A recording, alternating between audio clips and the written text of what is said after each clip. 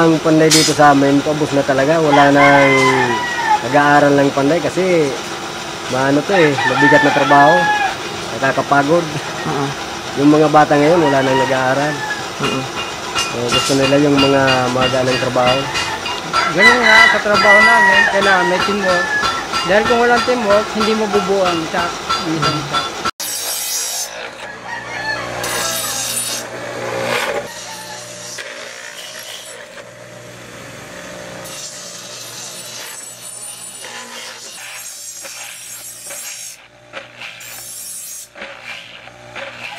Generation by generation, wala na po kasi kaunti na lang po nagtatrabaho, nakikita po natin.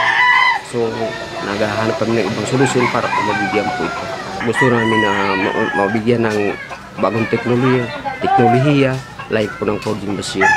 Yun po ang pinaka option para po maging maganda po dito sa maging continue po ang mga trabaho po dito sa aming lugar.